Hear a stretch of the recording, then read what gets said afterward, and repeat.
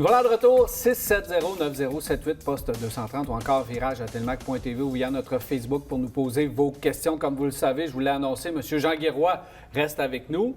Jacques Bienvenu se joint également à nous. Jacques, tu veux revenir sur un point important. Tu as aimé le commentaire que Jean-Guy a fait un peu plus tôt concernant l'azote. Bien, moi, j'ai écouté l'enregistrement que Jean-Guy a fait avec toi. Puis je trouve qu'à chaque année, quand Jean-Guy vient ici nous parler de pneus, je continue à apprendre ou ça me rafraîchit de qu'est-ce que c'est. Parce que lui, il joue dans les pneus à l'année longue. Alors, ce que je n'ai pas l'occasion de faire, selon moi, l'azote dans un pneu, c'est super important. Surtout en hiver, parce que par rapport au changement de température, on est porté à perdre de l'air généralement dans un pneu. D'accord, Jean-Guy? Absolument. Avec l'azote, on est capable de conserver notre pression d'air égale. Les gens font... Et s'il y a quelque chose que les gens négligent sur un automobile, c'est les pneus. Parce que c'est tellement bon, un pneu aujourd'hui, qu'on dirait qu'on ne s'occupe plus de ça. Alors, en mettant de l'azote dans le pneu, c'est que tu vas faire monter tes pneus d'hiver sur ton véhicule.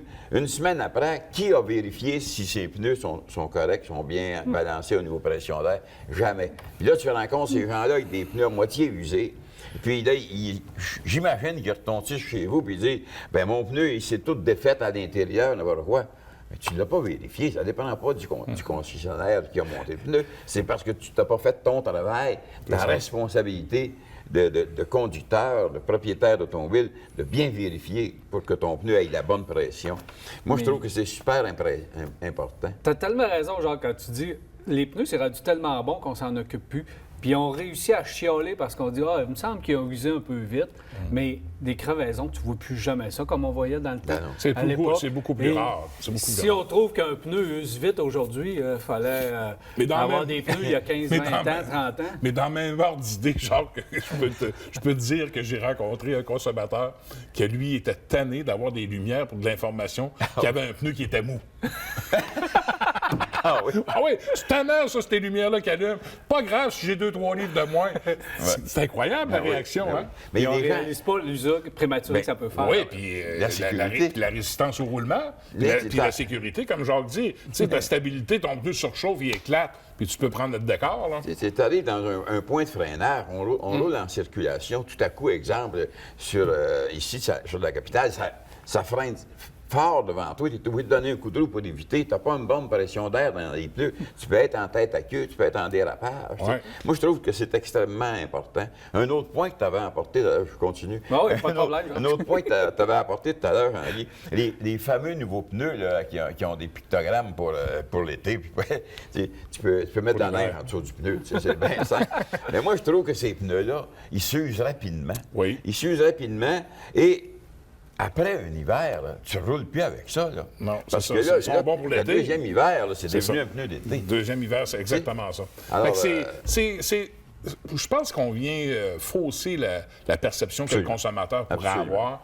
Puis c'est pas un échappatoire. Parce que, tu sais, comme tu le mentionnes, puis tu as raison, le seul contact qu'on a entre la route et la voiture, c'est nos pneus. Ouais. Ça repose sur pas de grande surface. Donc, il faut être conscient de ça, que nous et nos passagers, on se met en péril souvent si on n'a pas le bon caoutchouc bien adapté aux conditions hivernales ou printanières. Oui, également par rapport à notre véhicule. J'ai plusieurs questions, messieurs. Oui, allons-y. Ça va à gauche, à droite. L'objectif est de répondre aux questions des gens. On va y aller. Ça va partout, Jean-Guy. Tu vas voir qu'on va un petit peu partout. Pas de problème. En commençant par les pneus, on est vague. Un bon pneu d'hiver pour un Honda Accord. Bien, un bon pneu d'hiver, il n'y a pas de mauvais pneus. Il y a juste des mauvaises applications.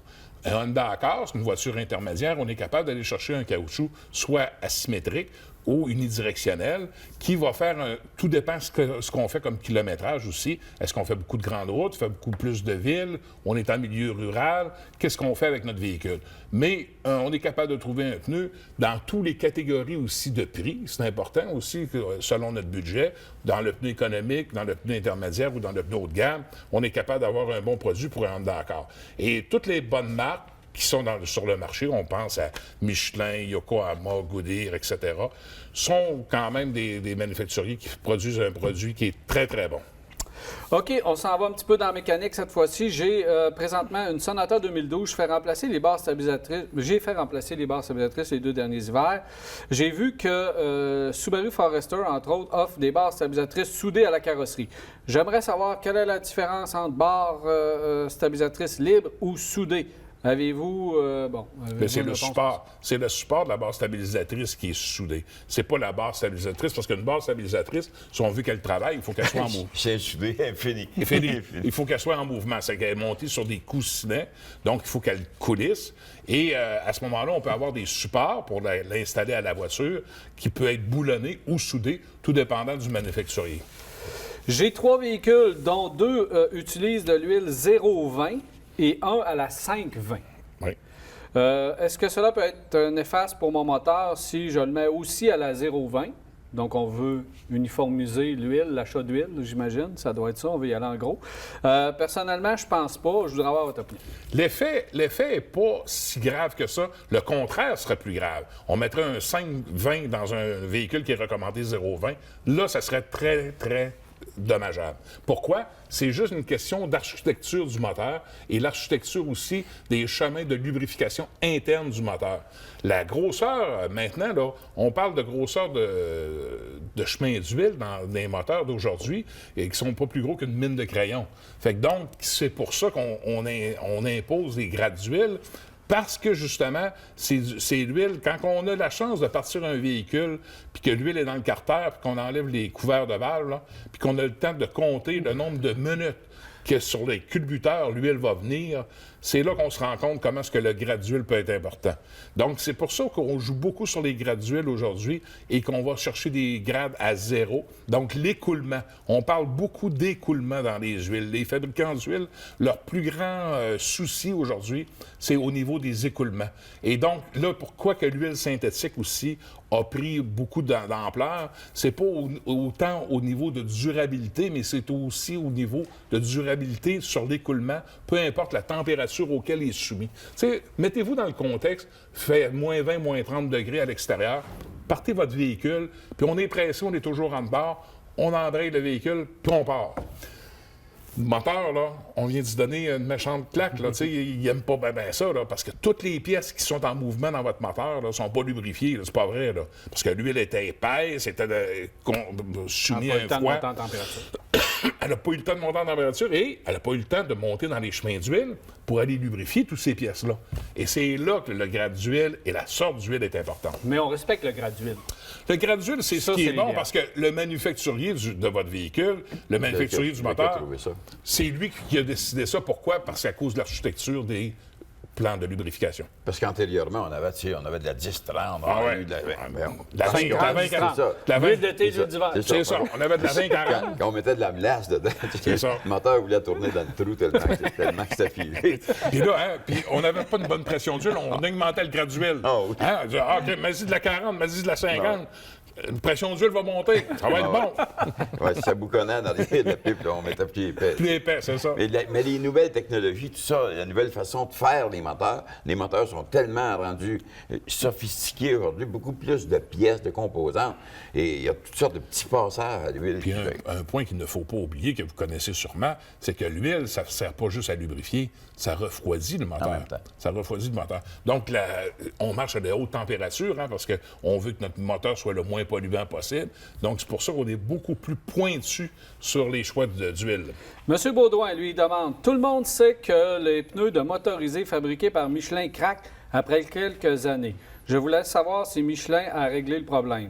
Goodyear prétend que ces pneus ne craquent pas. Lequel choisir quand je dois remplacer mes pneus de motorisés? Au départ, tous les pneus sur un motorisé, peu importe la marque, ça craque. Pourquoi qu'on parle de Michelin? Parce que Michelin en a beaucoup plus sur le marché et 80 du parc de VR sur le marché sont en Michelin.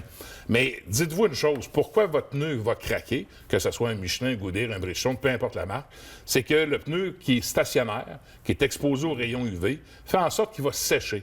Un pneu, c'est vivant. Ça va se lubrifier en roulant et le pétrole qui est dans le caoutchouc va monter à la surface pour que votre caoutchouc soit lubrifié. Pourquoi on n'a pas le problème sur un automobile qu'on utilise à tous les jours. C'est justement parce qu'il roule à tous les jours. Un motorisé, un VR qui est stationnaire... Ça roule jamais. Ça roule jamais, ou pratiquement jamais.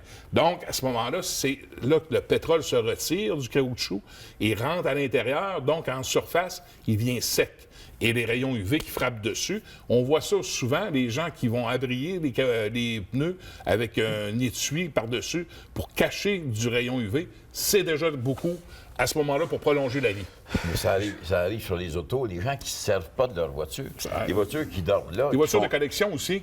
Beaucoup de problèmes avec ça. Tu sais, ceux qui ont des voitures qui sortent juste le dimanche après-midi quand il fait beau, là, bien, effectivement, on rencontre ce problème-là. Ça va craquer dans le fond de la bande de roulement. On le voit très bien dans la bande de roulement. Et puis, il faut être très observateur pour ça, parce que ça, souvent, là, c'est signe d'un éclatement subi. Hein?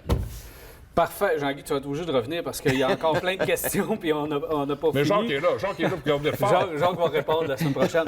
Meilleur pneu d'hiver, peu importe le prix. Meilleur pneu d'hiver.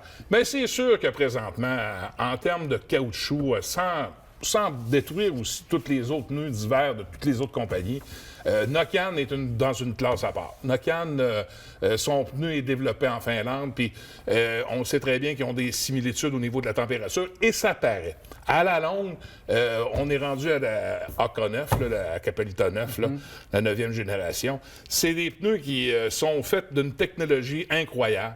Tout est pensé dans cette bande de roulement-là. On a développé des silices extraordinaires, des crampons aussi, pour ceux qui sont amateurs de crampons. On sait que le crampon, on parlait tout à l'heure dans l'émission que les dimensions de pneus font en sorte que nos choix changent, et puis on est obligé de monter le radio un petit peu pour avoir les crampons. Tu vas nous faire le tour de cette gamme-là au cours des prochaines semaines. Mais il reste que Nokian est dans une classe à part présentement. Merci beaucoup, messieurs. Hey, plaisir. C'est déjà tout. Plaisir. On va être là notre À semaine. bientôt, Jean-Guy. On se voit pour les chroniques de pneus, puis Jacques, on se voit la semaine prochaine. Ah, parfait. Parfait. Oui, super. Alors voilà, c'est déjà tout pour Virage. J'espère que vous avez apprécié. Je vous souhaite une bonne semaine, puis on se revoit mardi soir prochain, 21h30, pour une autre édition de Virage. Cette émission vous a été présentée par Saint-Raymond, la ville de l'automobile. 4 concessions à votre service, même le samedi. Et par les centres d'inspection automobile CAA Québec, Charny Autotechnique et Belle-Page Autoservice.